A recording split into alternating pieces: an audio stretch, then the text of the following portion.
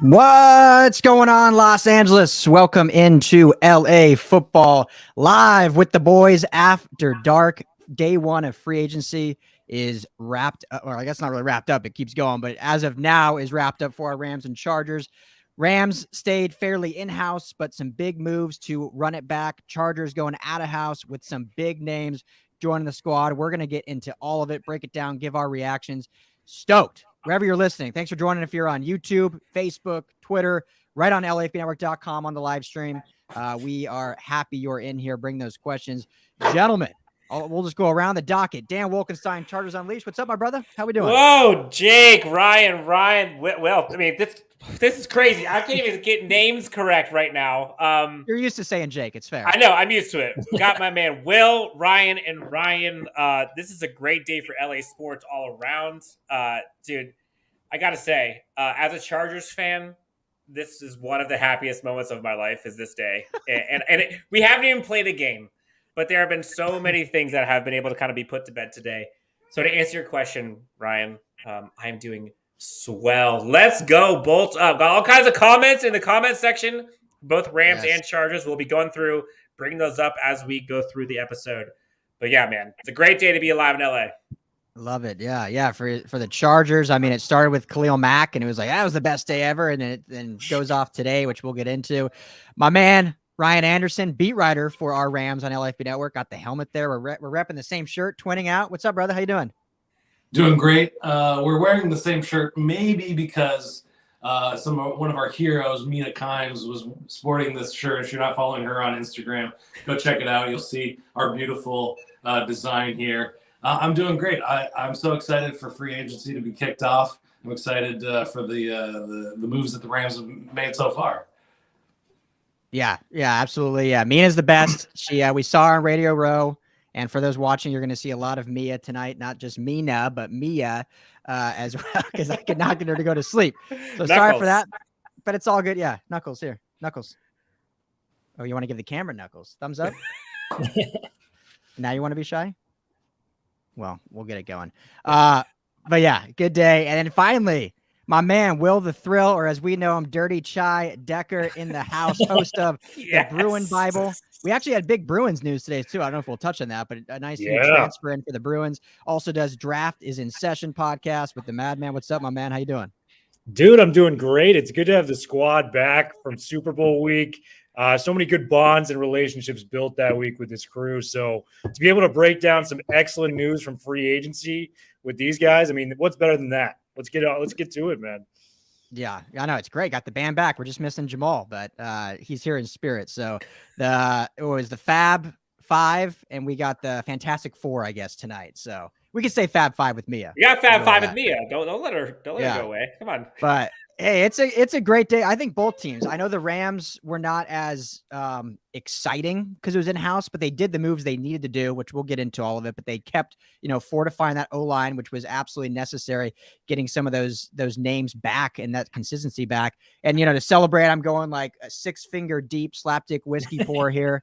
So, we're celebrating. So if you want slapdick whiskey, head to CoachJBStore.com, promo code SlapdickLA for a discount there. But what do you guys want to start with? Do we start with the biggest probably name of the day, JC Jackson? That seems fair, right? Let's go. Let's do it. Dan, let's just start with JC. And I'm going to obviously got to start with you. I'm not one of those. I don't want to be one of those guys. Go ahead. Take a bow. 3 weeks ago, I called this signing. And then last week, I'll donate money because I know it's going to happen. So we already did that. We donated to Children's Hospital LA. There's a link below if you're on YouTube or Facebook. You can donate yourself if you want to just go to a good cause. But I knew it was going to happen, but it did happen. What's going on, Dan? How are we feeling? How hyped are you that this move happened? Oh, let me tell you guys, today is quite the day for Chargers fans, new and old.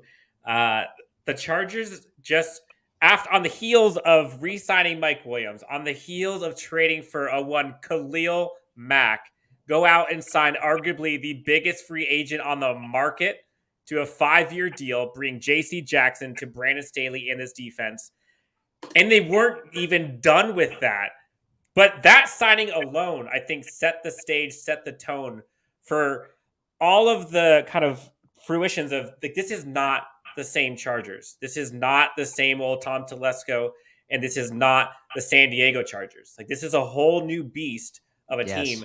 And Brandon Staley, Tom Telesco are taking this thing by the reins, and they're going full gas. And this AFC West now is on notice. And arguably, you can say, we'll get into all the other signings, with J.C. Jackson, who is a Jalen Ramsey archetype for Brandon Staley in this defense.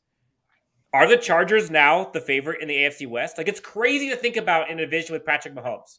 But with the J.C. Jackson and the guys that they got today, you couldn't ask for a better day as a Chargers fan. And J.C. freaking Jackson, Mr. INT himself, you're getting eye emojis all day long. I mean, it was a dream come true. This is no hyperbole.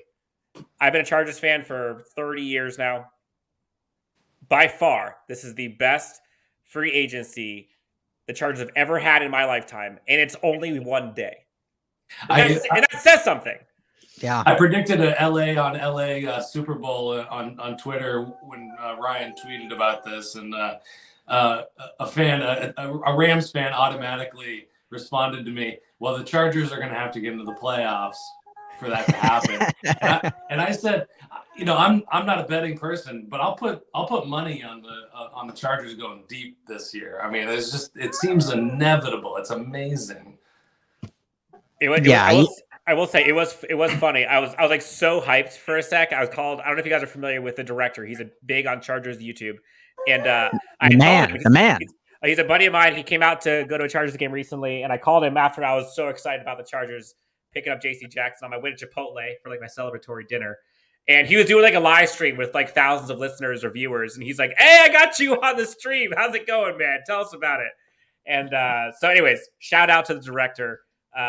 Huge contributor for Chargers. So I love it. You just called him on your phone and he was on the stream and he's like, I'm gonna answer this. Why not? Yeah, literally. I was like on my way to Chipotle and I was like, "Oh, what's up, guys? How are you?" You're like, kind of like when we were on Radio Row with Kelly Bundy and you're eating Cheetos and we just put you on blast. And I was like, "Great, yes, I'm the guy who's eating Cheetos." Nice, man, nice. This JC Will, what's your Jackson, thoughts on this move? This JC Jackson move, I mean, he was the crown jewel of the free agency class, right, for this 2022 offseason. Dan saying he's Mr. Interception is an understatement. He actually has 25 interceptions in the first 4 years of his career. He is tied for the most in a first 4-year span in the history of the NFL. 17 interceptions in the last few years. You couple that with the fact that he was a 7-on-7 teammate with Derwin James back in Florida. I mean, how much better of a fit could this be for the Chargers moving forward? J.C. Jackson, I get skeptical when I see those huge numbers thrown out, $80 million. There's some bad signings today. We may get into that as well from around the league. But for a guy like J.C. Jackson, you're looking for production if you're going to give him a big paycheck. 25 picks. He's had 5 or more interceptions 3 of the last 4 years. This is a home run for the Chargers, a team that allowed 27 touchdown passes throughout the year this past 2021 season. So J.C. Jackson, that is as big as it gets for the Chargers. And Bolt Nation, you got to be proud of yourselves, man. This is a huge get. Did it? I keep seeing it, Mr. Interception, but I feel like it should be like Mr. Steal Your Ball. Should be his nickname, right? Like, can we put that out there? That needs to be next LAFB shirt right there. Next shirt. I mean, Mr. Steal Your Girl. Now we got Mr. Steal Your Ball. I feel like we need that. I think we do. I like it, but I think we do. In the crazy part, Ryan, you mentioned it. There are some crazy signings. Like the one thing that I don't want people to forget is not only are the Chargers going out and getting these free agents, but like the deals that they're getting them and the money swizzling that Tom Telesco and Brandon Staley have done on these deals to make it cap friendly, especially for this year. Like they're still not done. They got J.C. Jackson for $8 million against the cap this year. Like that's unheard of. They're doing $22 million combined for Khalil Mack and J.C. Jackson. Like what? Yeah. It's, you know, this is an LA show, so we can intertwine everything. But the amount of teams now, and specifically the Chargers, and obviously we expected this when Staley came over, but kind of taking a page out of how the Rams do thing. And now with even contractually, because the Chargers have never done contracts like this. We've talked a lot. Tom Telesco and what they do on the back office, it's very kind of cut and dry. They've done it kind of old school. Their draft picks, they get 1 through 7. They stay chalk. They kind of just go after some depth pieces in free agency. And now in these 2 years, and obviously specifically this year, they're kind of taking that Rams model in a sense of going for the big name, backloading contracts that they can, because I think in year 3, like JC Jackson's hit is like 28 million.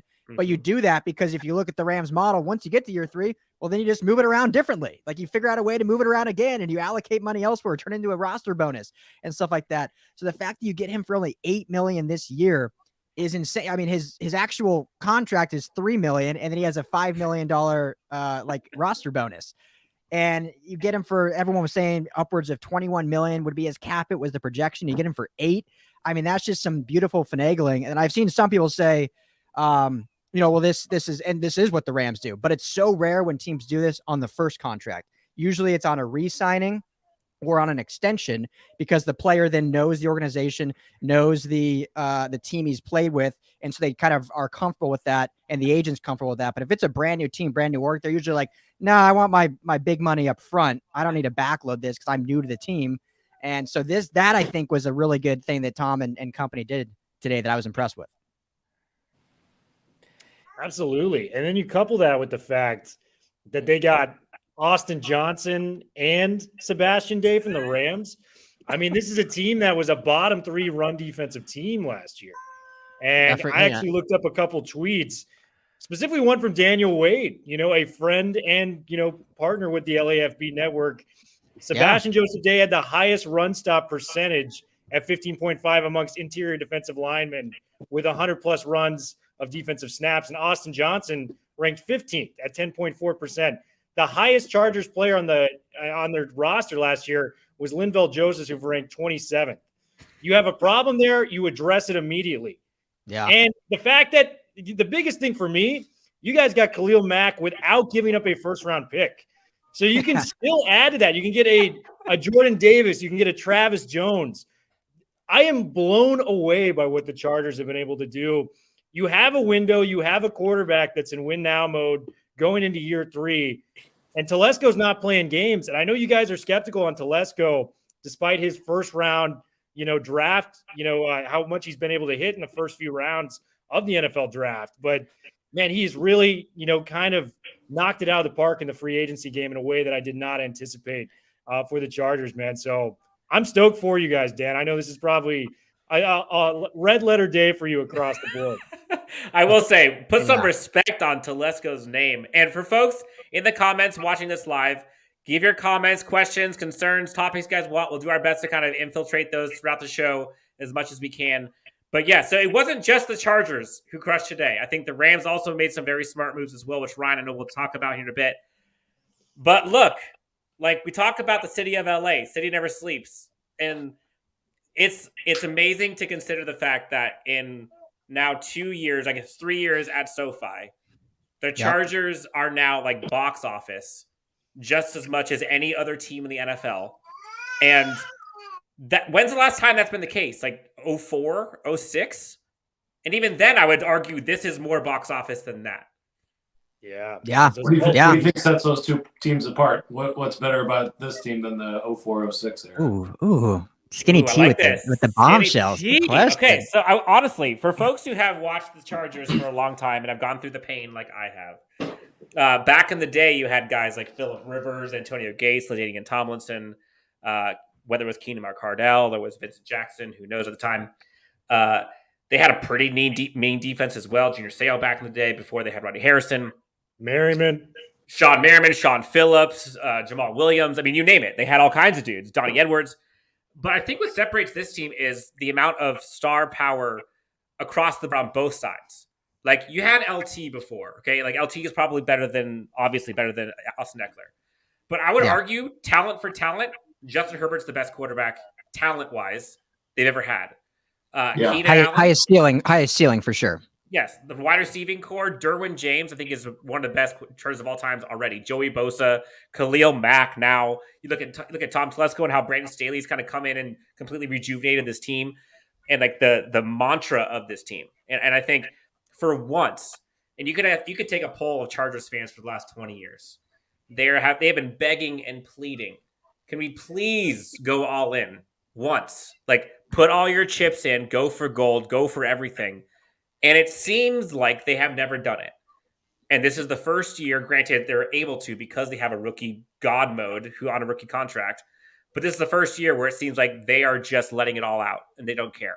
And so I think for that, I think just excitement, the move, new stadium, new team, you got a brand new quarterback. Like it's a great time to be a Chargers fan. I'll tell you, there's a lot of ex-Chargers fans who are rethinking, man, I don't know. That team's pretty damn exciting now.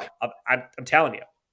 And on top of that, you guys had a phenomenal draft class. I mean, Slater might be the best left tackle prospect I've seen in the last 5 years. And then Asante Samuel is now your number 2 corner coming off of a J.C. Jackson. I mean, come on, dude. Like, that's impressive stuff. So you're building through the draft, and now you're getting in the offseason with trades and free agency. You have that with a blue-chip quarterback prospect. I mean, dude, you got to be ecstatic. Like, Chargers fans. And that's one other fun thing to compare it to if we're doing just like fun questions. Like, what other teams out there? And again, let's have this question again in a week when free agency dust is settled and there's more additions out there. But you could argue today that the Chargers have the best pass rushing duo in Joey Bosa and Khalil Mack. Again, pending what happens with Von Miller if he goes back to the Rams or not. And you could argue have the best back end in football with J.C. Jackson, Derwin James, Asante Samuel Jr., Mike Davis, Nasir Adderley. I mean, what other teams and a top 3 quarterback, and a top 5 wide receiver duo, and the top running back in fantasy football. Like, and they got some first round picks. and they have 10 draft picks still. They still have 10 picks. They only gave up 1 second from this year. The 6th is for 2023. So the way they're constructing the roster this year, and I know there's still depth issues out there that people I think are mentioning in the comments, and also I'm sure people have said on Twitter, but free agency's not done. I mean, Ode Ibushi and Matt Filer were added in day like 3 and 4 last year for this Chargers teams. There's still time left. And B, you have 10 picks, 10 draft picks. That's where you get depth. Now you don't have to draft starters. You draft depth pieces now. That's a beautiful thing. Yeah, let's get a couple of these comments so we can start getting some of these topics out of the way. So Jorge comes in and says, Christian Kirk, amazing value signing. LOL, yeah, right. Okay, put this in perspective. I know Will wants to talk about this one. I do. J.C. Jackson, Will, is less money than Christian Kirk. Make it make sense. I can't. It is one of the worst signings I've ever seen in my life as a football fan. He's essentially $72 million for 4 years, and with incentives, it can reach $84 million. If Christian Kirk, a receiver who has never had a 1,000-yard season, he played 17 games last year, did not get 1,000 yards. If he's worth $84 million, Cooper Kupp is worth $300 million. I'm just going to throw that out there. What's Justin Jefferson going to get? What's Javonte Adams is on, a franchise tag. You name it, man. It's almost insulting how much money Christian Kirk got. We know Jacksonville's got to overpay a little bit to get guys to go there. It's relatively a franchise that has struggled throughout the years, has not been able to put on a good product. But my God, I think they spent $117 million on Christian Kirk, Evan Ingram, Zay Jones, and Marvin Jones as a receiving core. I mean, who's the number 1 there? Those are all number 2 best case scenario wide receivers. I was going to say, who of those signings are starting on the Rams or Chargers? Man, Ingram could make a case if he was healthy. He's a guy I actually like as a flyer pick because he was not, healthy. He's $9 million for 1 year. And his quarterbacks was like really bad version of Eli Manning and Daniel Jones. So if you can get him out there with maybe some decent quarterback play and he's able to stay on the field, maybe that's someone you could talk yourself into. But man, Christian Kirk for $84 million. His agent, they got to get his bus ready for Canton because that guy's a first ballot Hall of Famer when it comes to agents for Christian Kirk to get $84 million for not even having a 1,000-yard season. That is insanity. So go ahead, Ryan. As a 49ers fan, I got 2 words for you. Trent Baalke. Yeah. You know what I mean? He was awful. And I'm surprised he still has a job within the league. I mean, his first head coaching hiring was Urban Meyer, which we all know turned out to be miserable. And now he's trying to cover that up with some B- at best receivers for large amounts of money. And man, it's been bad. I like the Brandon Scherff signing for them. I think that was a great pickup, but I had a lot of questions everywhere else. I mean, literally, Christian Kirk let's say Odell Beckham stayed. he would literally be wide receiver 4 on the Rams. Yeah. I think he's best case scenario. He's wide receiver 2 for a lot of pretty much every ball club. And that's best case scenario, right? And he's just a little slot receiver. I mean, if you're banking on him becoming like a Wes Welker type with maybe a little bit more downfield threat, maybe that's something. But the most catches he ever had is 77, in a season. That was this past year. And he's playing with Kyler Murray, who's, a very good quarterback. I mean, he made the Pro Bowl. He's not better than Stafford. Stafford should have made his Pro Bowl spot. But, man, that's one of those decisions where you just see the tweet and you have to reread it a couple times to just try to make some sense out of it. It's, it's been 12 hours since it's happened. It still makes zero sense to me. But, man, Jacksonville, they're just looking for any reason to get stoked right now. They had some guy. I think that's the reason they're just getting hyped, man. But Christian Kirk deal, one of the worst I have ever seen in free agency. Well, to spin it back to our LA teams, this was a good contract anyway, but how much better does the Mike Williams contract look even now? I mean, it was already good anyway, but now it looks like the steal of the century. If Christian Kirk is getting that money, Herb Illist, I believe is his name, on the chat is saying Tom T officially said, "Hold my coupons." Look, I don't care what kind of coupons they are. Imagine if Mike Williams hit the free agency. If Christian Kirk made that, Mike Williams is like, what, $25 million a year? He's got a $100 million contract from the Jags. That's a fact. That is a fact. If he hits no doubt about it. Ross comes in the chat. This is up there with the birth of my child as the greatest day ever. I love it. Yeah. I like that. That's good. I do want to plant my flag. So when I move down to Los Angeles, I've got to pick a team. I can't pick the Rams. I'm going to be a Chargers fan when I'm down in Los Angeles. I cannot pick the Rams. I got to roll with the Chargers. They're my AFC team now, Dan. So I am still Ryan's. I think you were there. I told Will when he comes down to LA, his first Chargers game is on me. I still hold true to that. Buddy, hey, we got another member of the Bolt fam. Let's go. I am so stoked, and man. It makes more sense because you're the UCLA podcaster for us. So you got the Powder Blues. So you just match. Powdered Blues. I've got my fingers crossed. Dulcich goes to the Chargers because they do need a tight end. If they can make that happen, oh man, give me the Dulcich Bolts jersey right now because we're making that happen. Yes. I love Break my heart. Yes, me too, but it's okay. At least it's LA. Herbert's better than Rivers. Just say it. Hey, Dan, I'll let you do that one. But from what I got no problem with that. I think Herbert is better. I think his ceiling is higher. His ceiling is higher for sure. I've said it. Talent-wise, there's no question. Now, longevity, obviously, Phillip Rivers has a ton and is arguably a top 10 quarterback of all time. But if you were to ask me, right now, if I needed to win a game tomorrow, who am I picking? It would be Justin Herbert 10 out of 10 times. And it's not even close. Well, if we're asking who's a better father, I think Phillip Rivers is going to take that. 9 children or whatever it is. I mean, that is an outstanding thing. He's more successful as a father. Tell you that definitely much. more fertile. Definitely more fertile. Yeah. Definitely more fertile. Has never said a swear word in his life. All those dad gummits and mother freakers and things like that. He can't swear, but boy, what a father! Great quarterback too. I think in a different situation, maybe we're talking Hall of Fame. He's probably a Hall of Famer already with me. Okay, 2 years in. I love it. I mean, if he stays, that's the Chargers love. That's the Chargers love we need. There's more optimism. If he stays the trajectory, though, yeah, and obviously, win some playoff games and stuff. But, last thing about J.C. Jackson, and let's talk a little of the Rams O-line signings, which I know are not as exciting, but still very important. And then we can jump back to some of the D-line signings for the Chargers. But the beautiful thing about this J.C. Jackson signing, because a lot of people all offseason have been talking about depth in the secondary, right? I think we've talked about it. Other Chargers podcasts have talked about it.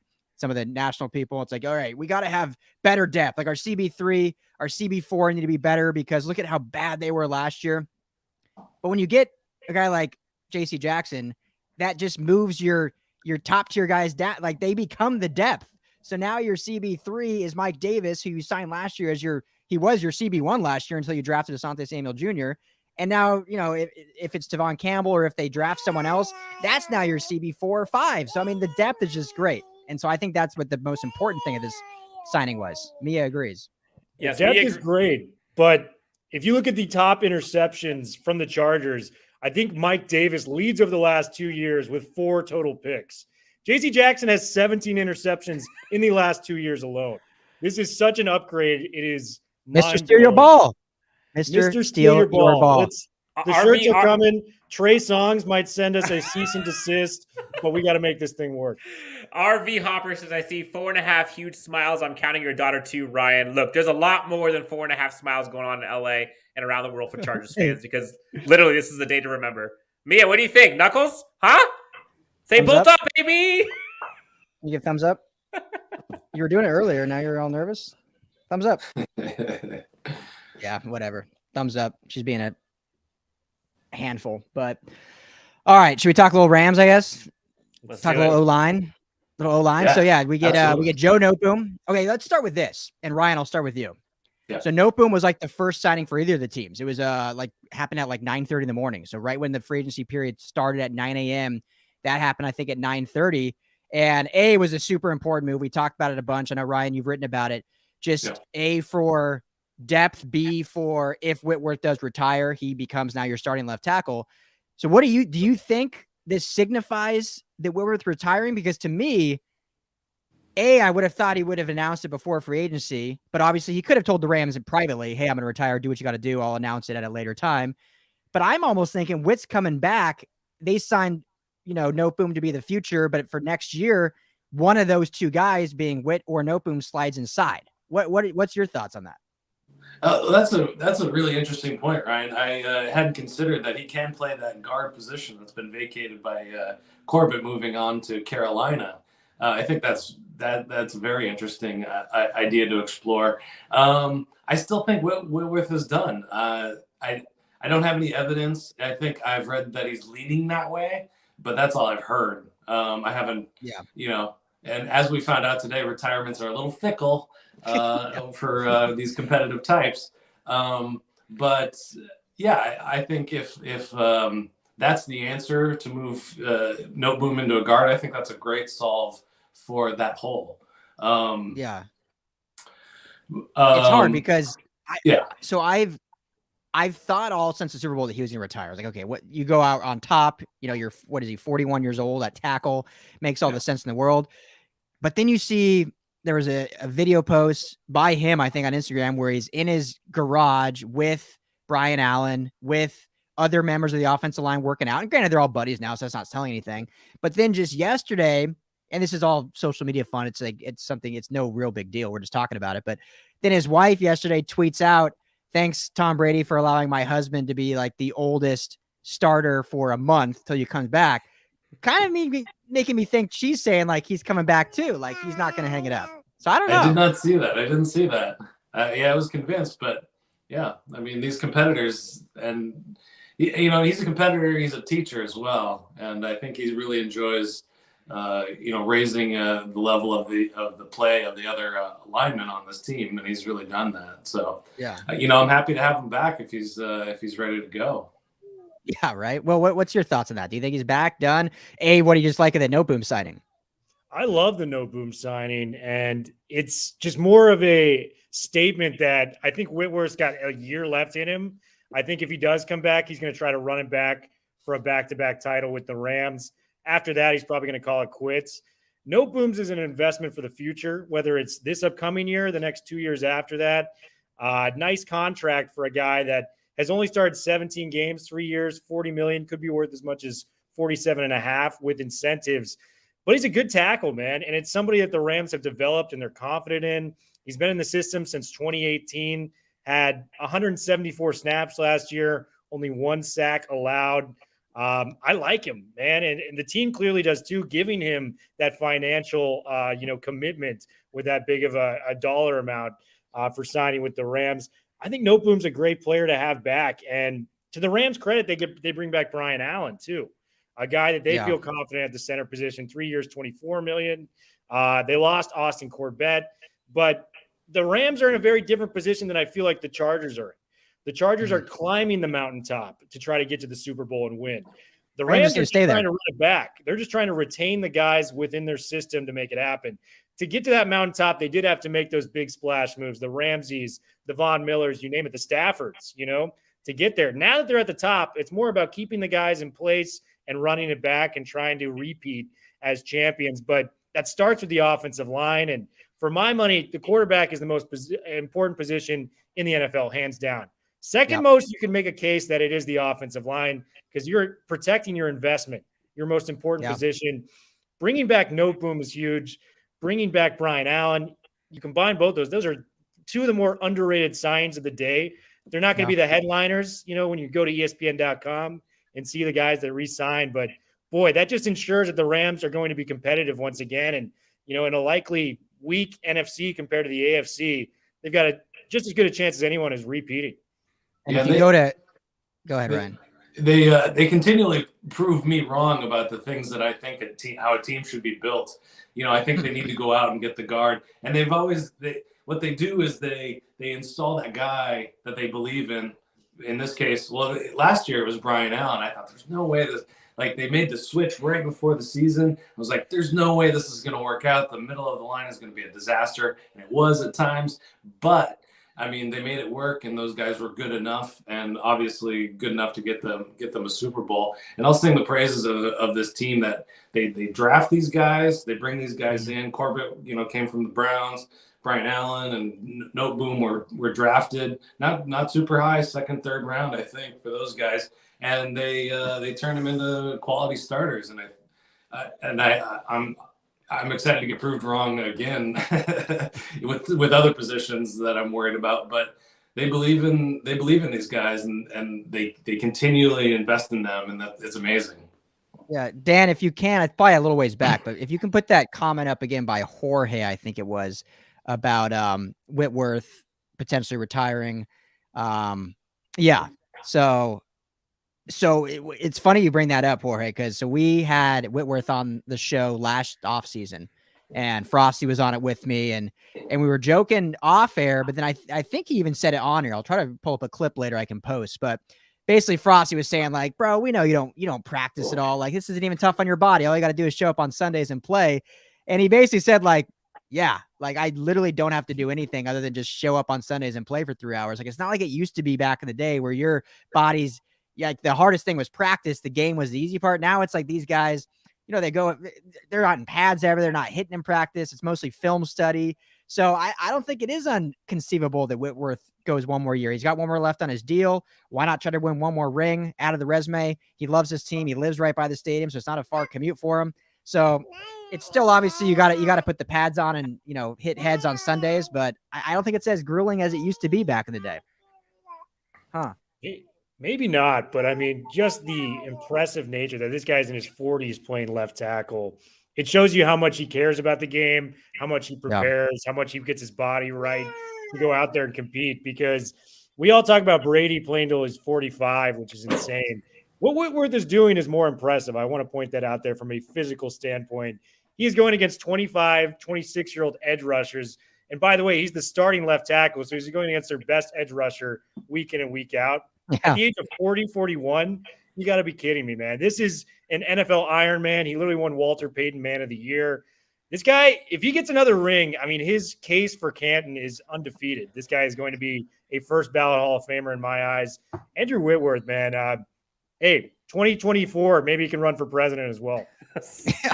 And he's not just playing and starting. He was PFF's #1 graded tackle against the pass rush. Like, he's playing at an all-pro level still, which is insane. Yeah.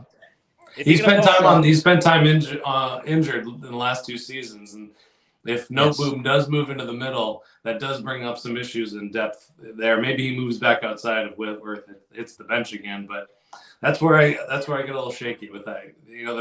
They've been on the tightrope for a long time. The Rams have with some of their depth positions.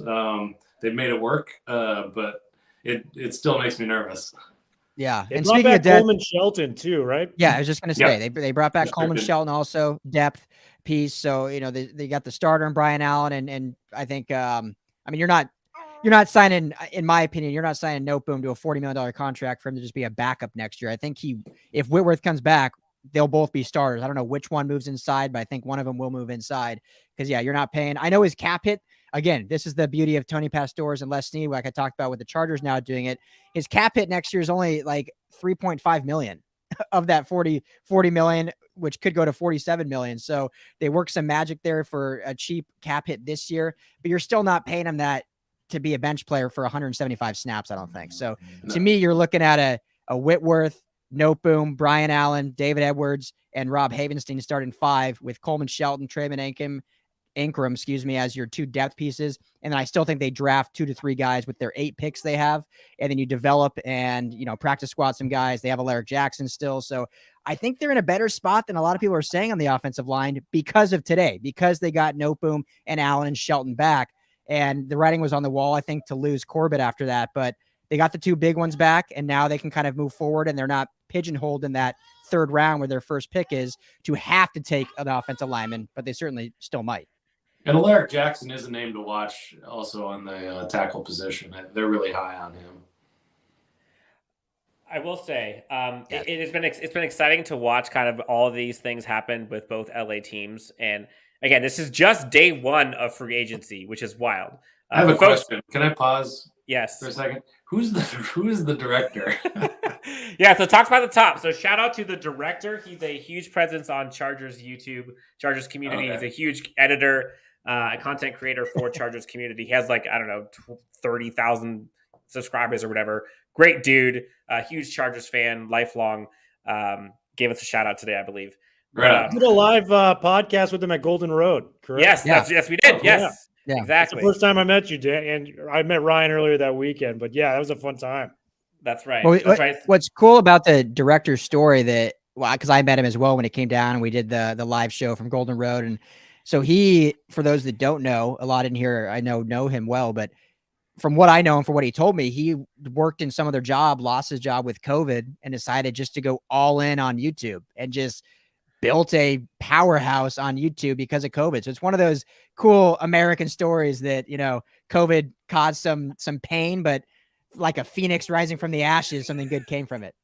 Cool. Yeah, and he's absolutely killing it, man. Like the glow up that he's had the last few years has been so cool to watch and couldn't happen to a better dude. Shout out to the director. If anybody does not already subscribe to him on YouTube, if you're a Chargers fan, go to YouTube, check out the director. He's a great editor, great for Chargers content, and also does some amazing stuff in terms of breakdowns, previews, recaps, things like that. I will say, so guys, the Chargers, Rams went crazy today. I would say Chargers more so than the Rams, but again, the Chargers have to climb that hill more so than the Rams do.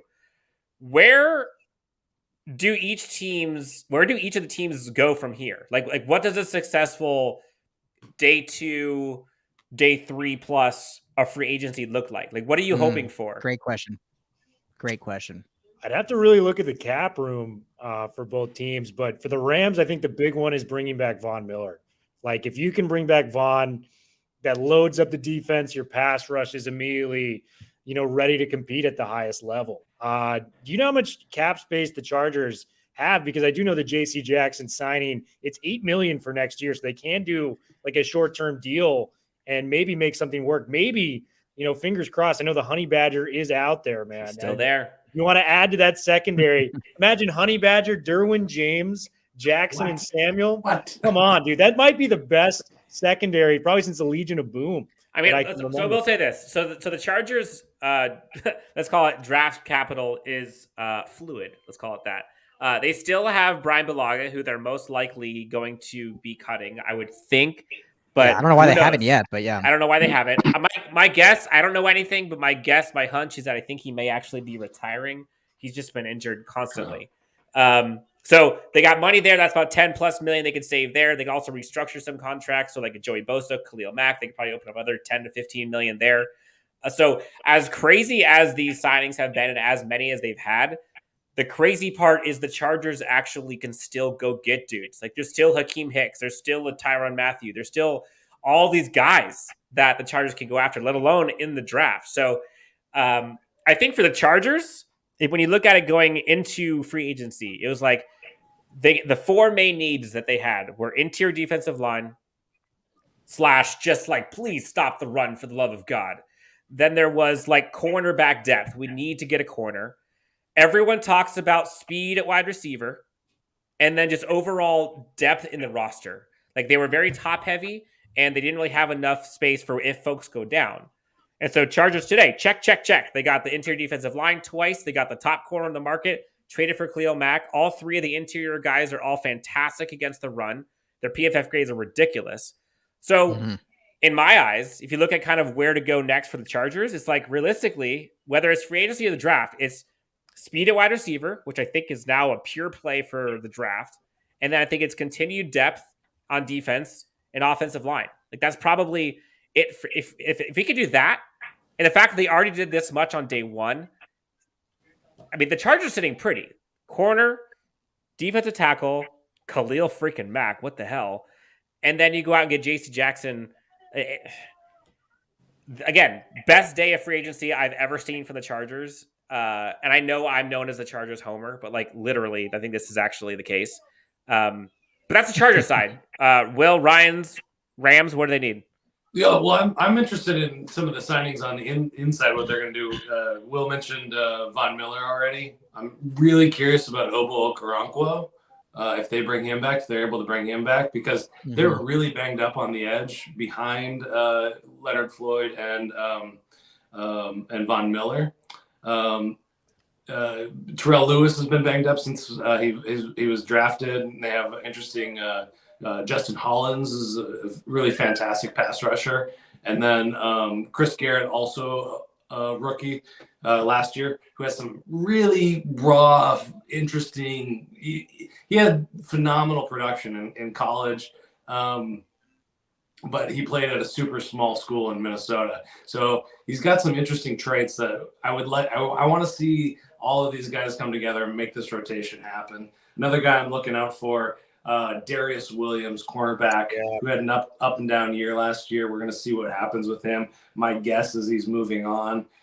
There's been crazy high projections, up to $14 million per year for him, which I don't think he'll get that much. But I think, going back to what I was saying about, position groups that the Rams really rely on their draft and undrafted free agents to fill those holes. Cornerback is another one. I'm always constantly worried because they've been walking this tightrope in the secondary. It's like Jalen Ramsey and who else? Yeah, but they make it happen. But they make it happen. They let Troy Hill and John Johnson walk last year in free agency, which leads me to believe that Darius Williams will be heading out as well. And they've got some interesting options there behind him. But again, are they going to? Then that leads me to the question: are they going to go out and find somebody in free agency, a different name? I don't have anybody in mind necessarily, because I just think they're going to let him walk, and they're going to let David Long and Terrell Burgess and Robert Rochelle kind of take over, and we'll just pray that they're ready to go on week one. I think if they let Darius Williams walk, which is not necessarily letting him walk, it's if they get priced out, right? Like, I think he's going to be more in that $8 to $9 million range. I've seen like $14 million per dollar projections. I don't see that at all. I mean, if J.C. Jackson, even on his average per year, was 16.5, I don't think Darius Williams is getting 14. I think he's in 8 to 9. But I would, if he escapes and gets out, and I know I'm just throwing a dart here at the wall, but I would love to see them go after Patrick Peterson, who I think they could get in that $4 to $6 million range.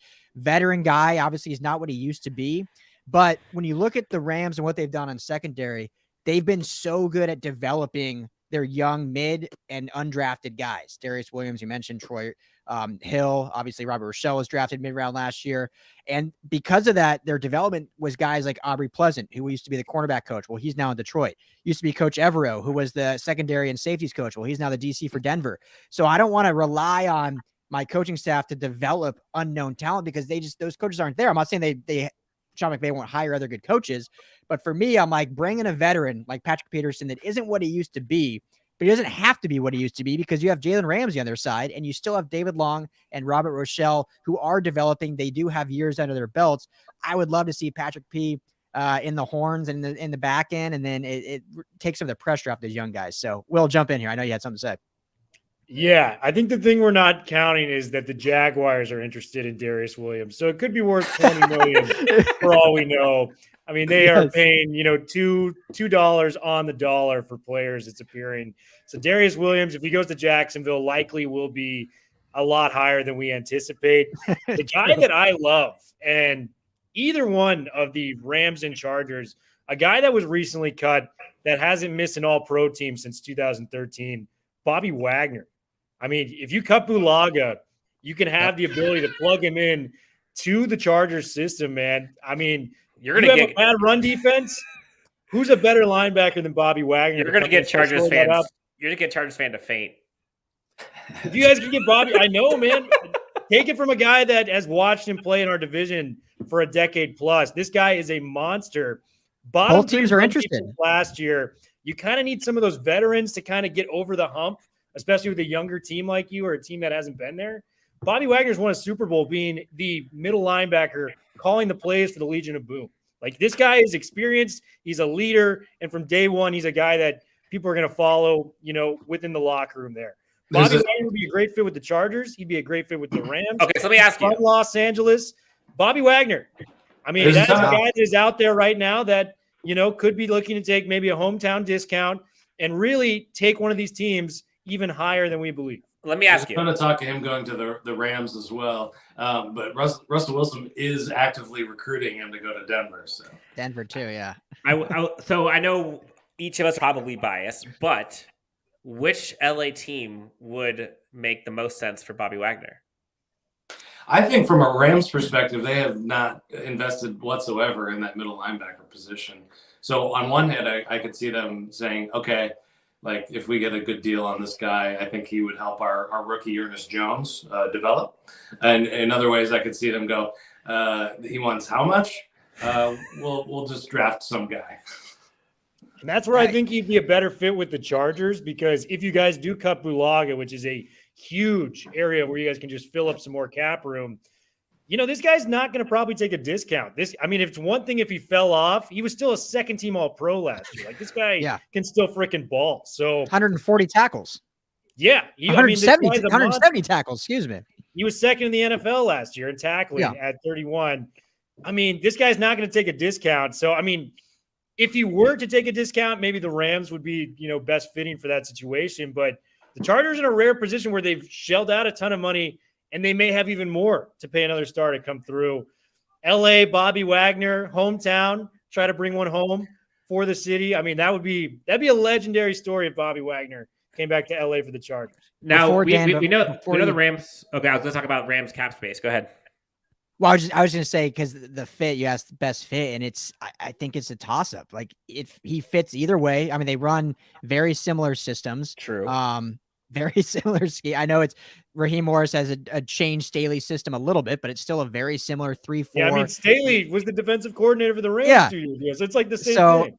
The Rams are, letting Troy Reeder walk. Obviously, I know a lot of fans are happy about that, but then they have Ernest Jones, the second year, who they absolutely love, but still a young player, and they have Trayvon Howard, who's a good depth piece. He's not going to be a true star. And then on the Chargers, you have K9, who people hate, but there's still talent there. They're seeing if this coaching staff can untap it.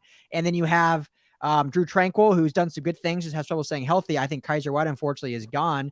So it's I think he fits good with both teams. I think it's going to come down to which team offers him a little more money. And because of what the Chargers have done now, they are a Super Bowl contender too. So the Rams are obviously a Super Bowl contender, the defending champs, but the Chargers are absolutely a Super Bowl contender. So I think it comes down to just who's going to offer him a little bit more money, because the fit is perfect for both teams. What's crazy, the two things there. What's crazy is like just taking that in for a second and hearing you say like the Rams and the Chargers are Super Bowl contenders, and like actually being able to say that with a straight face. Like, what a day to live. This is crazy. And then I guess he's about to cry right now. I don't know what to do with my face. Anthony has a question. Do you guys see Matt Stafford taking a discount to get the team more weapons, i.e. like what we saw with Tom Brady over the years? Yes. I could see it. I could see it. Stafford, I think he's fortunate to be in such a lucky situation. And whether you want to argue if he underperformed with the Lions over the years, that's the worst franchise you could potentially go to. Like, I don't even think it's debatable at this point. Detroit is absolutely god-awful. He's in a situation where he won a Super Bowl in his first year out of Detroit. He's riding high right now. You want to keep winning once you got one. So if I think management came to him, hey, we can make your job so much easier if we get X, X, and X, likely he's going to say yes because he's still making a ton of money. I think, him and McVay and Snead have this great relationship. It's famous, the story of McVay meeting up with Stafford and Cabo. By the way, how lucky were the visitors potentially there that night, seeing those guys take tequila shots together? That would have been freaking amazing for the Rams fans. But, it's just one of those situations where I feel like Stafford would be all ears if it came to improving the roster and getting back to that mountaintop because it's so hard to do it. He's been in such a difficult situation for the majority of his career that he just wants to keep winning. Yeah, it seems like Matthew Stafford really likes winning too. It seems like he's having a really it's a new great feeling. time. It's a new feeling, yeah. Let that go. He's having a really good time, and a lot of times in his career, you can tell he was not. So I think that he's made like $240 million, a quarter $250 million almost over his career. I think he could probably retire and have a couple houses and be happy. So I think he's looking to add a few more championships and run this thing back again. So what does it look like to have a team friendly deal for Stafford? Is he still in that $40 to $42 million per year kind of echelon of quarterback? I mean, I think so. And think about that. The Rams are paying someone around $40 million, and the Chargers are paying $7 million for Justin Herbert. That's why the Chargers can do this stuff, is because they have $30 million free to be able to do this. Breaking news. Shout out to Abraham to let us know. Tre'Davious Ward goes to the Niners. Will, feeling good about this. How you feeling? Feeling good, living better. That's a big pickup. And, our secondary was a weak spot for us. So I'm happy to get a stud corner to come to San Francisco. So that's huge. 3-year, $40.5 million. Good for him. A lot of money, but let's hope he performs up to level. I got a question for you, Dan the man. Right now, knowing what we know and all the positions that have been filled, Chargers still have a first rounder. Mm-hmm. Receiving room, do you still want to go nose tackle? I mean, Jordan Davis isn't your average nose tackle, so that is a guy. Even Travis Jones is a guy you could potentially reach for. Receivers, still a lot are going to be there. I would think at that point in the draft, Olave is probably still on the board. I think Jameson Williams is going to be on the board, Treylon Burks. Right now, if you had to give me the player you want to go to the Chargers, who is it and why? That's a great question. All right, so we'll put that in the comments too. Guys, who do you think the Chargers are going to pick at 17? Okay, given what we know now, hell, if I'm the Chargers and I'm Tom Telesco, and I just rolled in and bankrolled for Khalil Mack, I got J.C. Jackson. I infiltrated my defensive tackle with actual dudes that could stop the run. My defense is looking pretty stacked, right? Re-sign Mike Williams. I'm going tit for tat with anyone in the NFL, and I'm saying a full arms race. Give me Jameson Williams. It's either Jameson Williams or Jordan Davis. Those are the two all day for me. But in my opinion, Jameson Williams completely transforms this offense, like we saw with Khalil Mack and J.C. Jackson. And yes, Jordan Davis would also help the defense, but I think the variance of going from a non-Jameson Williams offense to having that speed is night and day to having someone like a Keenan Allen, Mike Williams, and Jalen Guyton. Again, they're great receivers, but they're not arguably 4-2 speed. Jameson Williams changes the math on offense, like Khalil Mack, like Aaron Donald does on defense. So if it's me right now, gun to my head, I'm saying go crazy, Tom Telesco, wide receiver at 17, get us that speed guy. I love that. Any thoughts on Garrett Wilson potentially? I do love Garrett Wilson, actually. So we had a wide receiver breakdown episode on Chargers Unleashed about 2 weeks ago. We went through all the wide receivers. I know you guys do a draft in session as well. They go over prospects. Garrett Wilson is the forgotten child of this entire draft. Everyone's talking about the Drake Londons and the Treylon Burks and Olave, and everyone's talking about obviously Jameson Williams, but Garrett Wilson's a stud. And whoever gets Garrett Wilson is like going to get the guy that people forgot about, and he could arguably be like top 3 production in the NFL next year. I like Garrett Wilson. I think he's kind of in that late round 1 time frame for me. I have Jameson Williams as like a top 10 pick if he was healthy. So I like Garrett Wilson. Like if he was, but the Chargers would have a second round pick right now, so I don't think he would be there for us at whatever the 3rd round now. But I also wouldn't be surprised if the Chargers, well, I shouldn't say that. I will be shocked beyond belief if the Chargers actually trade back. But like this would be one of the years where it would make sense. They don't have a second round pick because of Khalil Mack trade.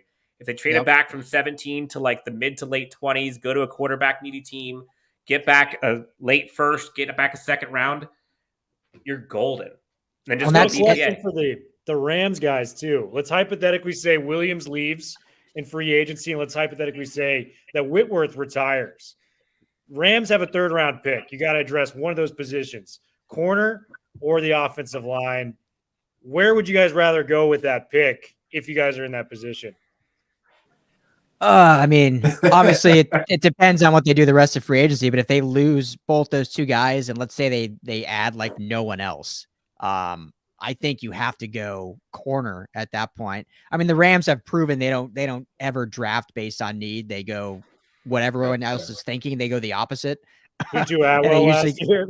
Yeah, exactly. Tutu Atwell, and then the year before that, Cam Akers and Van Jefferson, when everyone wanted them to go O-line or linebacker. So we'll have to dig into that way more in April once free agency is over. But as it sits, just based on need, if those 2 things happen, Darius Williams is gone, Andrew Whitworth retires, they don't bring in a vet corner, I think corner is the biggest need because you have literally then Jalen Ramsey and your CB2 is what, David Long Jr. with Robert Rochelle coming off on his 2nd year, and then probably you'll slide Terrell Burgess over to be your nickel from the safety spot. So they that would be, in my opinion, the biggest need for sure. I don't know if you agree, Ryan. I mean, I have such a hard time answering that because the 3rd round pick doesn't guarantee absolutely a starter or even somebody that's a backup. Yeah, it takes time to develop, right? Yeah. At that point. So, I mean, it's to replace, you're replacing Whitworth, a probable Hall of Famer, and Darius Williams, who's definitely a quality starter with a 3rd rounder. I just have such a hard time with this draft in particular because it's not just a 3rd rounder; it's the very last pick of the 3rd round. So it's like there's a handful of teams that are picking 5 times before the Rams pick 1 time. So there's a lot of players off the board at that time. So, I mean, at that point, I think just go best player available to not answer your question because I don't know. I have no. There's so many variables at the beginning of the 4th round and the 3rd round that I don't know. No, it's totally fair, and it's just like I think I would target a corner myself, just because you did take the step up to get Noteboom. If worst case scenario, Witt does walk away, and you guys have addressed the offensive line, getting Brian Allen back, and the other center whose name I'm blanking on right now. But if you guys can get a corner next year,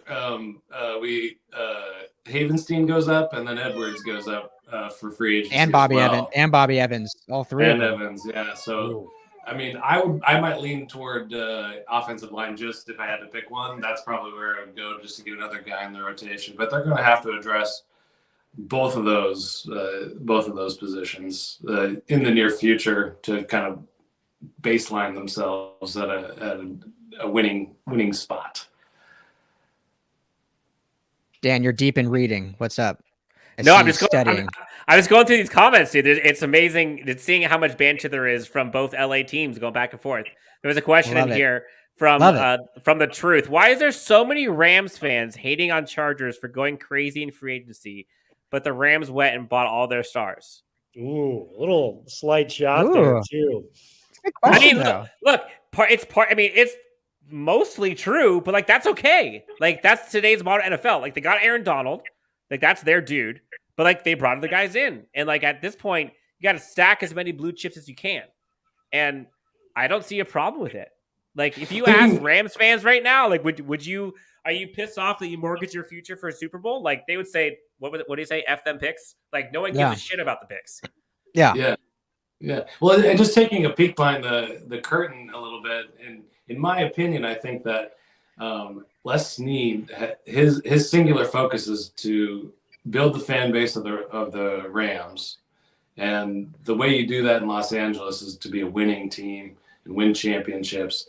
And so I think, fuck the picks, because it's like we're building something bigger here. We're building, the 10, 11, 12, 13-year-old kids that are just now in love with the Rams.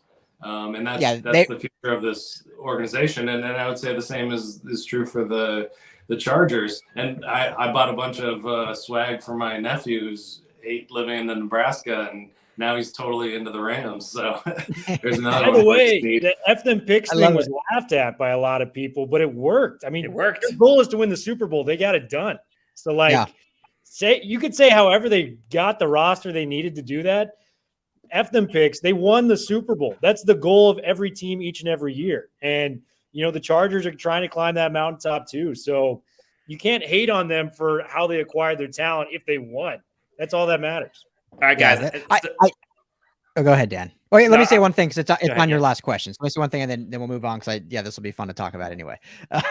But yeah, I had someone else that I was talking to today on Twitter who's a Rams fan, and he actually said, he's like, I am probably going to hate for this, but I don't really, it's hard to hate the Chargers. Like, they have Brandon Staley as their coach, former Ram. Now they signed Sebastian Joseph Day. They have Justin Herbert, who's a lot of fun, played the Pac-12. Like, they're not a team that I see as like a team that's hate. And I was saying to him, I was like, yeah, I think it's better for the Rams if the Chargers are good. And I talked to Corey Paz a while back who played at UCLA, and he said on our show, his second favorite team is the USC Trojans because it's better for UCLA when USC is good. What happened this year? UCLA absolutely smoked USC by 60 points. And what everyone say? Well, USC was dog shit this year. Who cares? Beat them when they're good. You want your inner city rival to be good. And A, it makes it better for the rivalry. B, it just makes it more fun for LA football. It makes it more fun for LA sports. Like, we can shine here in LA. But I think just a lot of reason why Rams fans hate on Chargers fans is because Kroenke, the Rams owner, built SoFi, and they see the Chargers as renters. But, it is what it is. Both teams are here. Both teams are here to stay. Go ahead, Will. By the way, too, what happened when USC lost to UCLA in an embarrassing fashion? They went out and got Lincoln Riley. By the way, what happened when the Rams won the Super Bowl? The Chargers are going, hey, this is our town, too. We're going to make something happen. Right? First they take their DC. So that competitive fire, it's making each team better, which is what you want for LA. We're the LA Football Network. We want these teams to be as competitive as possible. And that's exactly what we're getting. This is going to be the golden era of NFL football within Los Angeles, to have two legitimate teams that are going to compete for the title next year. Get excited, LA. This is as big as it gets, man. Herbert is a young star, and then you have Stafford trying to repeat. This could easily be the matchup in Arizona next February. By the way, an easy place to get to for people in Los Angeles that want to go out for the Super Bowl. Man, you can't ask for a better two teams in one town than what we have going on with LA. The best rivalries are the sibling rivalries. They're the closest ones with the most tension, and that's what makes it for great football. Now, there's a conversation here. Demon Rada, lots of capitals. I don't know where the emphasis is on the syllables here, but the emphasis, is that what you said? Isn't that emphasis? I think that's Wedding Crashers or the Wedding Singer. Oh, the wrong emphasis on the syllable. Love that one. There we go. Okay, we're back. Okay, that went over my head. I was like, did you say emphasis?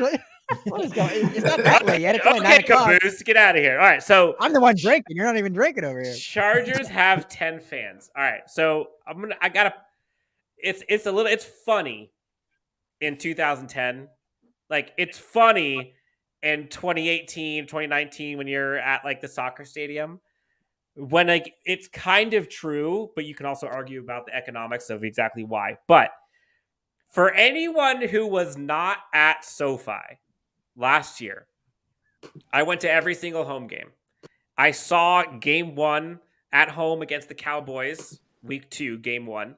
I saw all the way through to the Chiefs game Thursday night. I saw the Giants game with that crazy 65-yard pass. The Chargers have more than 10 fans. They have more than they have more fans than you think. They're the fastest growing NFL fan base in the NFL, and they arguably have the fastest growing team in the NFL. They have home games almost every season, every game last season. There were probably 3 games I went to that they did not. The Raiders game, they did not. The Cowboys game was kind of like 50-50, 55-45 Cowboys fans. And I want to say those are the 2 that I remember. Oh, Steelers game was also kind of crazy, but it was still a home game. It's a different world now. And to see how many Chargers fans have started to come and support this team, and you saw it grow week over week over week. And again, that comes with success, like you guys said. The fact is, LA is a huge city and is a transplant city. So many people from so many places come to the city. We were all there at Radio Row, and we saw how many Chargers jerseys, and they're not even in the damn Super Bowl, but we saw so many Chargers jerseys along, obviously, with Rams fans. They're the freaking home team at the Super Bowl. LA is in good shape. We had so many good players on both teams. And I tweeted this out like last week. I think it was before free agency started. The model that the Rams have done, where the number of like top end blue chip talent players, like the Robert Woods, the Stafford, the Donalds, the Ramseys, Whitworth was up there too. The Chargers were like kind of sitting there with like 2. They had Keenan Allen and they had Joey Bosa. And I was like, which one of these models is going to work? And then fast forward, you add Khalil Mack, you add J.C. Jackson. Like, okay, now you're at 4. I think it's like now 4 versus 6. So Derwin James has got to be in there. And he's not quite that paid guy yet, but he will be. So when he gets his contract extension, yes. Contract speaking for sure. Yes. Yeah, just contract speaking, yeah. So look, like blue chips win. And I say this every time. Give me as many of the top tier players as possible, and then the team can figure out a way to make the rest of it work. Look at the Chiefs. Look what they did with Patrick Mahomes. Everyone says they have no cap room. Look what the Rams did with no cap room. They can find a way. Like the cap is kind of a myth. You can restructure things on the fly. And so I think what the Chargers are doing, what the Rams did, I think is honestly, like that's the way of the world right now. The model. Just load up. The model. Yeah. The model. Go ahead, Ryan. Go ahead, Will. Rams And fans should be careful. Oh, sorry. Oh, go I ahead. think Rams fans should be careful. It's a little bit of a glass house. We're rebuilding our fan base here in LA too. I see a lot of Raiders stuff in my neighborhood. I see a lot of 49ers, a lot of Cowboys stuff. So Rams fans, we're riding high right now. But don't cast dispersions on our brothers across the road there, because our fan base isn't the most solid either. There's a lot of St. Louis. There's a lot of St. Louis still in my Twitter feed. Not a lot of LA sometimes. What I would say to that is LA has been begging for professional football. They have not had a team since 95 before it came in 2016. Am I correct? That's a 21-year gap. They fell in love with the Raiders. The Raiders left. They supported the Rams. The Rams left once. They came back. LA is just confused when it comes to professional football. The passion is clearly here. LA is a great sports town. You talk to any of your friends, Lakers, Dodgers, those are the biggest things in town. When those 2 teams are good, the city is on a different wavelength. It is a happier, more communal place. They're just confused. Once they fall in love with these 2 teams, and like you said, it takes a talented team for some of these people to fall in love with them. I've seen it firsthand up here in the Bay Area. I have been a Golden State Warriors fan since I was born. Shout out. The team was not great for a long time. When we got Steph Curry, Clay, and Draymond, the city blew up. We have a new stadium here that is the most expensive in the NBA. It's similar to what's going on with the Chargers and the Rams. They built SoFi. They've got the coolest stadium in the world. They've got blue chip players that you will know them on the street. Like, these are as famous people as they can get. They take their helmets on. Odell Beckham can't walk out in public. Aaron Donald can't walk out in public. LeBron James was pointing to Matt Stafford on the sideline saying, "This comeback's for you." That's LeBron James, the biggest athlete maybe in the world right now. So I think the fact that LA is, not a football town, that's BS. They've been dying to get a team in here, let alone we got 2 teams that are going to compete. Watch the next 5 years and see how much it grows. That's what I would say to the people that are hesitant on these 2 teams. LA is a football town from here on out, and I love what I'm seeing from everything going on. Ryan, you mentioned the the Lakers. Solo in here with the comment. I'm kind of embarrassed that the football crowd is on the upward trend and the Lakers are on the decline. Who would have thought? Yeah. Crazy what world, happens when you right? get Westbrook, man. Westbrook, I should say so correctly. Yeah, that's a whole That's one different of the worst conversation. trades ever.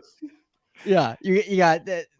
I guess Rob Pelinka was taking notes from Trent Baalke in contract and trading acquisitions. But last thing I'll say about the fans, and then we can move on and wrap this thing up. Or I mean, we can go as long as you guys want. I mean, I think have great loving everyone in here. Thank you guys for hanging out with us.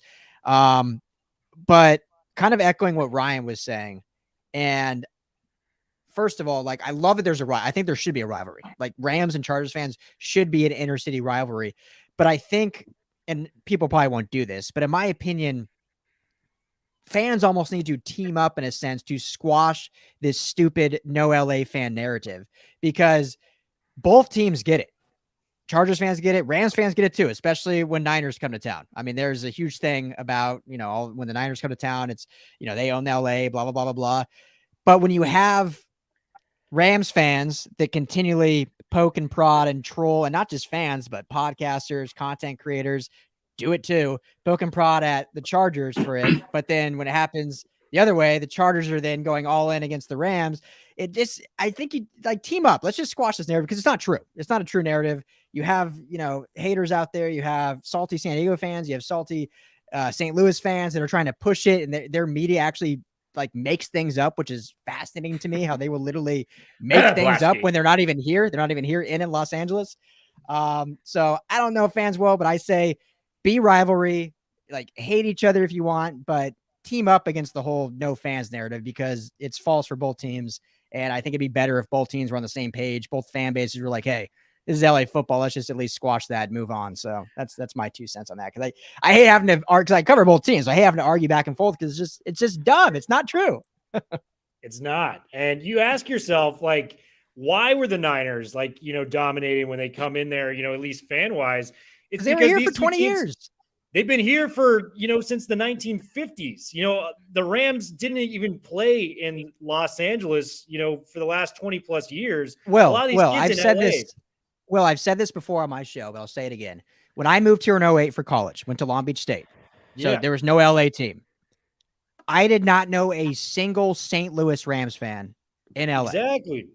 I knew a shit ton of Niner fans. 3 of my 5 roommates were Niner fans. And then there were Charger fans that came to Long Beach State from San Diego, but they were from San Diego. So then the Rams come back, Chargers move up here. You're basically almost starting over, building a new fan base, and some of the old timers come back. So I don't know. I don't know if people just the people in Los Angeles have gravitated to the 49ers because they did not have a team to root for 21 years. Like that is the thing. So now that they have a team in place, it's going to take a next generation of kids to kind of come back. They've already got a great head start going. Winning the Super Bowl is no easy feat. Take it from someone that is a Niners fan. We've come so close, and we've blown it every single time since I've been really a conscious football fan. Rams won the Super Bowl. That's where you start, and you just move forward with that. If you can have this rivalry kind of brewing here, I think it could be the strongest of the rivalries within the LA area, to be honest with you. And what I mean by that is you have Lakers and Clippers. Clippers haven't won anything. Clippers are not even on the Laker fans' radar. It's a Dodger town. Angels have had Mike Trout, Shohei Ohtani, you name it. It's always going to be a Dodger town. I'm sorry if there's any Angels or Clippers fans in this chat, but those are the 2 dominant teams. I really think that this town can be a 2 NFL football team with both teams thriving at the same time. And I'm just looking forward to seeing the future, man, because on one side, you got the defending champs. On the other side, you have maybe the brightest young quarterback star. If I were to build a franchise around a quarterback that is like 25 and under, Herbert might be my guy. Like, I think, Dan, you and Ryan were at the Giants game where he rolled to his right, was getting tackled, and had the most beautiful throw I think I've ever seen. It was like a 50-yard bomb to Mike 65 yards in the air. 65 yards. Excuse me. That's how insane that throw is. I am watching Red Zone, and I dropped an oh shit out loud by myself in my apartment because that throw was just ridiculous on all different levels. Justin Herbert has the it factor, man, and I am just so excited to see him with a talented defense around him. Look, and what was so great, that same week, and then go, Dan, that same week, then Matt Stafford had that 60-yard bomb to Van Jefferson. So it's like, LA's in good hands, baby. Go ahead, Dan. Look, the Chargers are doing so good that they've got Chiefs fans in their stream talking about the Chiefs. Like, I was thinking about this earlier. Like, Chiefs, Broncos, Raiders fans, like, they had to have been in their feelings today. Like, you're watching what's gone down, and, like, the Chargers, they get Mike Williams. All of a sudden, like, Russell Wilson goes to the Broncos. You're like, oh, shit. And now the Chargers, they get Khalil Mack. They get J.C. Jackson. They get an EM2 defensive line. And the Raiders, crickets. The Broncos didn't do anything. The Raiders are just boy. The Raiders literally need to just trade Derek Carr. Like, let it go. They're the ugly stepchild of the AFC West, man. I mean, there's no two ways about it. The Broncos got DJ Jones. They did something else at least, but the Raiders did nothing. They're doing nothing. They re-signed Crosby. Come on. Yeah, they re-signed Crosby. They extended Crosby. Yeah. Right. So yes, thank you, Chiefs fans, for coming in here. Clearly, we're living rent free still in y'all's heads, and you don't run the AFC. You don't like 21-3 is what I gotta say. How do you not close that out at home? That's embarrassing as hell. You have a quarterback that's making $500 million. That's brutal, man. If I had that happen to my team, I wouldn't be able to sleep either, and I'd be chiming into random chats too. So I feel what you're going through, man. Amen. I think we can all agree we don't like the Chiefs. We don't like the Raiders. We're LA, baby. We don't like the Chiefs. That's our competition, man. Yes, and we love LA football. I think we've all realized that this is the town to be at right now, right? It's the town. Oh, that's right. I mean, we're town. College level too. Like Ryan, I do the Bruin Bible. UCLA is in its best position it's been in decades. I would argue, probably since Terry Donahue, and then Lincoln Riley. Like, it's a top 5 coach in all of college football. And, like, just the instant impact we've seen him get. Caleb Williams is coming there. He's getting Malachi Nelson, who's, like, the number 1 quarterback for next year's class, coming to USC. The transfers. He had the best running back room with Austin Jones and Travis Dye in 48 hours after declaring as the next head coach of SC. Like, Lincoln Riley is making things happen. And that's going to be another hell of a game, too, and a rivalry that's as strong as any in LA right now. USC, UCLA, we were tailgating before that ride or die. Like, those fans legitimately do not like each other. And I think we can get the Chargers and Rams into a position like that where it's going to be fun, competitive rivalry over the years. And they're moving in the right direction, both teams. Yes. Look, I think what's important to note is LA football is on the rise, both the network and the sport. If you think about like what we're doing these days, like there's been so much content, so much hype around all 4 football teams, and it's only going to get crazier. Guys, all right, we're wrapping up. We've gone through all the Chargers and Rams kind of free agency, day 1 spectacular, what's next, all that kind of stuff. Last call for questions, comments, concerns. We could do like a quick rapid fire. I could just blow them up on the screen and see what you guys have as questions, kind of answers to these questions. Real quick, Dan. Because I rapid fire sounds great, but real quick, we didn't really talk about the 2 defensive tackle signings for the Chargers. I just want to get your opinion on those 2, Sebastian Joseph Day and the guy from the Giants, Austin Johnson, I believe. Who Austin Johns, I think, was a phenomenal run stuffer. Sebastian Joseph Day, obviously, we know super well with the Rams. Bummed to see him leave the Rams, but if he had to leave, love that he goes to the Chargers, stays right here in LA. So quickly, thoughts on those 2, and then let's do rapid fire with the questions.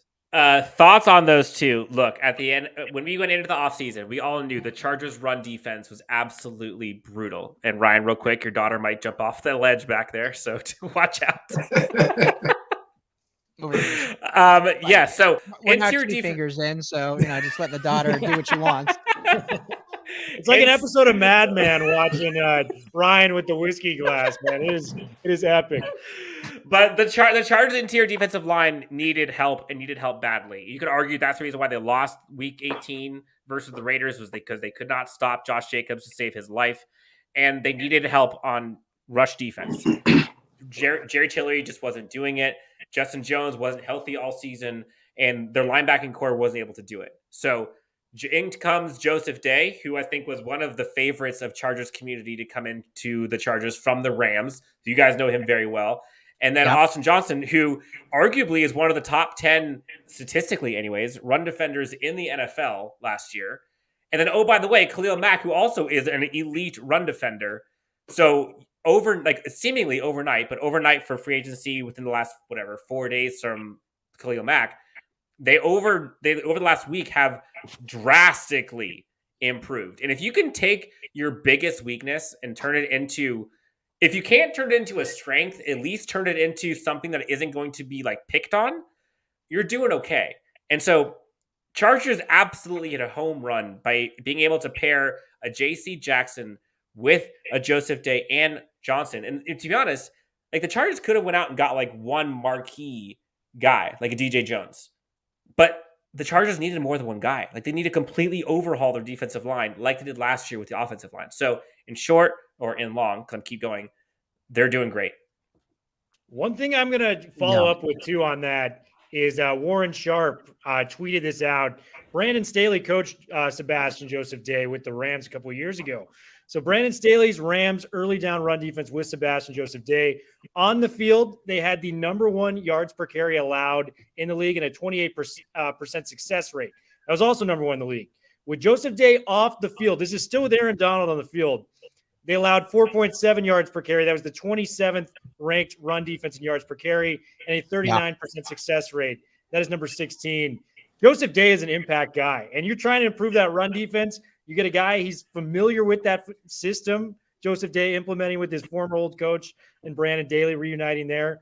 I mean, you can't ask for a better pick than that. And I think, at least for my money, you guys can still reach for that defensive tackle in the first round, but it's not a necessary need anymore by getting those 2 guys. Austin Johnson had, 72 tackles as a defensive tackle? That guy's making plays out there. That is huge. That is a beast huge of a defensive tackle. And I'll just say again, like this system and this scheme, you need your front 4. Obviously, it's different with out of base with how the edge players and how your 3 techs line up, and your back end. Like middle linebacker is not a huge priority in how they run this system. So I know a lot of people are saying concern. Obviously, if you can get a guy like Bobby Wagner or you can get Kaiser White back, that's a home run. But just by fortifying the defensive tackle position and getting JC Jackson on the back end, that alone has set you up so much better than you were last year. So, Joseph Day is a phenomenal player. I loved him with the Rams, but the way Greg Gaines played once he got hurt, it was basically right on the wall. They weren't going to be able to afford him because you can't play both of them. And Greg Gaines played fantastic for the Rams. So I'm just happy that he went to a team that we still get to cover here in LA. So huge signing for the Chargers. Slam dunk. All right, guys, you ready for rapid fire? Rapid fire. Let's do it. All right. By the way, I did have in my previous article that he was going to the Chargers. There you go. Slam dunk that. Come on. Making the prediction, my man. Yeah. Slam dunk it. The cap. All right. So shout out to everyone who has joined the live stream. We got a shit ton of people on this. So thank you guys for engagement all the way through. Thanks for putting up with our 4 ugly mugs and the one beautiful lady in the back. All right. So here we go. Rapid fire. Batter for LA Chargers versus Rams week of Monday Night Football. Yes or no? Ooh. Oh my God. Yeah, because the actual schedule hasn't come out yet. They're playing, but that would be a lot of fun. I would love to see the actual the line of fans. Like I would love to see it divided. Right. Like a college stadium. Think about it. What's all the national media going to say when the stadium's full? Right. They can't say they don't have fans. I'll take it a step further. If it's Chargers Rams week 1, we are doing a tailgate live show from the parking lot at SoFi. Fans, come on out for that. If that is the case, we're going to have a huge tailgate. We'll try to bring some Rams, Chargers legends, LA football legends out. It's going to be a fun event. We'll be there. For that. Yeah. All right, Ryan. We'll have a bunch of more players. Nostradamus over here. You predicted J.C. Jackson. You predicted Brandon Staley. Predict the next free agent signing for the Chargers and Rams. Oh, Rams is going to be in-house. I think Von Miller, they get it done. And Odell Beckham that's like a foregone conclusion. It's just when it is announced, I think. But for the Chargers, this was my dart throw, and I'm just going to stick with it and keep my flag planted. I'm going to go with David Quessenberry, right tackle out of Tennessee. Ooh. Not great against pass pro, but a phenomenal run blocker, brother of Scott Quessenberry. So I think they get him to either be the starter next year or at least not pigeonhole them to have to take a right tackle in the draft, and they can get one later and develop if need be. So I'm going to go David Quessenberry for the Chargers. Quessenberry, good against the run. I think he was a top 10 tackle, but I looked him up on PFF today. Yeah, he actually not allowed good against the pass. Yeah, he allowed the most sacks from the right tackle position. I want to protect my guy Herbert a little bit better than that. But Questenberry, I mean, if you're looking for just a run guy on the right tackle, that helps your team immediately. All right, next one. What do you guys think the Chargers should do at tight end? Herbert likes to throw tight ends. I'm not sure about the ones we have. They just had Jared Cook, who honestly was pretty solid for them a year ago. Donald Parham just cleared, also tendered, so he's going to be back. Yep. Do you think they need to go sign someone? Think they need to draft someone? Think they're good?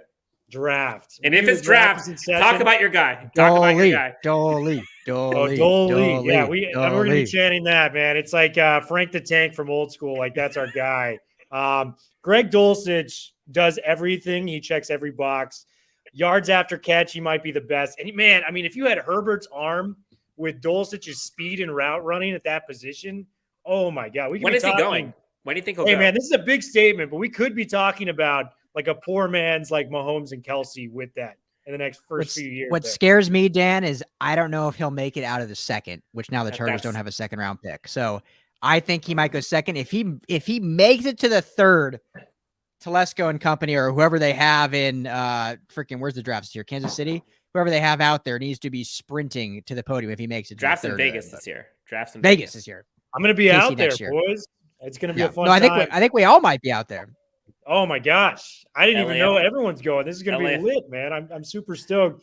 But the tight ends, there's about 6 or 7 starters that are available. They don't have that blue chip level guy like a Kyle Pitts last year in the draft, but there's 6 or 7 guys out there, whether it's a Trey McBride, Isaiah Likely, a Wiedenmeyer from Texas A&M. There's so many depth players that will become starters in the NFL at the tight end position. Go cheap. Get a tight end. Implement him in from day one. You know, he's going to learn the ropes from a quarterback and, 2 receivers that are all Pro Bowl bound, I think, for the next few years. Come on, man. Come to LA. Get the tight end position addressed through the draft. All right, Chorizo con papas. I'll bring the Patron on behalf of the Chargers for Week 1 tailgate. Shout out to Chorizo con papas for the Patron. I'll make sure to remember that. Nice emphasis or whatever you said it the last time. Nice emphasis on the emphasis. Yeah. Chorizo con papas. Of the newest Chargers jerseys soon to be in the shops, whose jersey are you buying first? Can I get a Staley jersey? Is that a thing? It should be. You can get a 4th and Staley t-shirt. We're all repping LAFB shirts except Will, but it's okay. I'm repping LA. I got Kobe Bryant on here. Okay. So. R.I.P. Okay. R.I.P. Dan, which jersey? Rams' biggest threat to the NFC. Hang on, Dan. You got to answer that. Which jersey are you buying first? That J.C. Jackson, man. That hit different. It might be J.C. Jackson. Okay. I'd probably. I'm waiting to see what happens in round 7, pick 17. But yes, I would get a Sebastian jersey. Khalil Mack, baby. Khalil Mack or the new 3 Derwin James. That's gonna be clean. That'll be nice. He's just one number now. He's just number 3. He's number 3. That's sick. I didn't even hear about that. Yeah. All right, guys. He gave us Patron, so let's give him an answer. Biggest threat to the NFC crown for the Rams is who? Bucks. Tom Brady is like the character in those vampire movies. You got to kill him with like a wooden stake. Like this guy, you just can't. I mean, we thought he was gone. He comes back. And then they just re-sign a lot of their players. Ryan Jensen comes back. Carlton Davis comes back. They're going to have a lot of those same guys, available for them. Tom Brady is the guy you got to go through the Super Bowl. And it's been that way for 20 years pretty much until I see otherwise. And that's who the Rams had to beat on the road last year to get to where they were at. I'm not doing that. But the Packers, I'm not there yet. I still think they're very beatable. I've seen Rodgers too many times fold at Lambeau, which was previously an unbeatable place. One team to keep an eye on, though, if the Saints were to get Deshaun Watson, which I'm hearing is a possibility. Yeah, that is a team. If you have Watson, Michael Thomas, who's finally going to be healthy, and Kamara, that's a 3-headed monster that could put up, 40 to 50 points every single game. So for my money, that's the sleeper. If that were to happen, Deshaun Watson, those dudes, that's going to be tough to beat. Yeah. Quick thing around the horn before you go to the next question, Dan. Tom Brady retiring. Do you think that was a ploy to get out of Tampa Bay, or do you think he truly wanted to retire and then realized after a month of being at home, like, nah, I can't be at home like this. I think he realized what he was getting into by quitting football 100% because this guy, love him or hate him, he is as dedicated to his craft as anyone there's ever been really at his position. Like the TB12 diet, man. Like look up avocado ice cream. Yeah, he can eat like the funny joke is when he lost the Eagles Super Bowl. It's like Tom Brady's gonna rage eat an almond tonight, in disgust. Like this guy, like his diet is so meticulous that that's difficult enough as it is. If you watch that Tom versus Time show or the Man in the Arena, all this guy does is he wakes up in the morning, eats the strictest diet possible, does his TB12 method workout, watches film, goes to practice. If he's a parent, goes home. That light switch of competitiveness, he turned it off for a second, and I think it freaked him out, to be honest with you. So he came back. I honestly think he probably, from a family perspective, I feel like he's feeling pulled to retire. But yeah, I just think he has that juice in him still, and he probably knows he should retire from a family perspective. But like from a pure just competitor, and you got to respect it. You got to. I think what happened was he did what he thought was the right thing, and then he lived that life for a month and realized like, oh hell no, not doing this yet. It's eerily similar to Bobby Wagner too, where it's like this guy didn't fall off at all. I mean, Brady's year last year, 5,000 yards passing, led the league, 43 touchdowns and 12 picks. I mean, this guy was 44 last year. It's not like he's falling off. He played arguably his best passing season since the record-breaking 2007 year with Randy Moss. So. Well, and I'll just say, I'm not sitting here saying I know what his thought process is, but you can't tell me the greatest of all time to ever strap it up does his retirement announcement on a podcast and then has a half-assed Instagram post where it doesn't even mention the Patriot. He didn't even have a press conference, didn't even get to thank anyone. Like, I knew all along this dude was not saying retired. Like, come on. After statistically he had like the best season in the NFL. Yeah. Like, we all knew he was coming back. I think he was doing it to try to get out of Tampa and either go to San Fran or someone else. And when Bruce Arians came out and said, nah, it's going to take 5 first-round picks to get Brady out here, he was like, all right, fuck it. I guess I'm playing with Tampa again next year. I'm not shocked he came back. I am shocked at how soon he reversed that retirement call. Like, it's 40 days. Like, that is the shortest amount of time. That's literally just a little over a month. And he flip-flopped like that. I saw the meme where like Tom Brady saw the gas prices, was like, oh, I guess got to get back to work. Yeah. I mean, he's not wrong. By obviously, the way. Smart thinking. It was before free agency, so he knew he had to. If he was going to come back, he had to do it before free agency, so they don't lose everyone. So, all right, that's all I had to do around the table. So, Ryan, welcome back. Glad you're back. My phone died. Back on the computer. So, guys, it has been quite the day. Started at 9 a.m. Pacific, 12 Eastern, I believe. Do it again tomorrow. For me, it's been since 5:30 a.m., so, it's been a good day. Shout out to the lady in the back, right?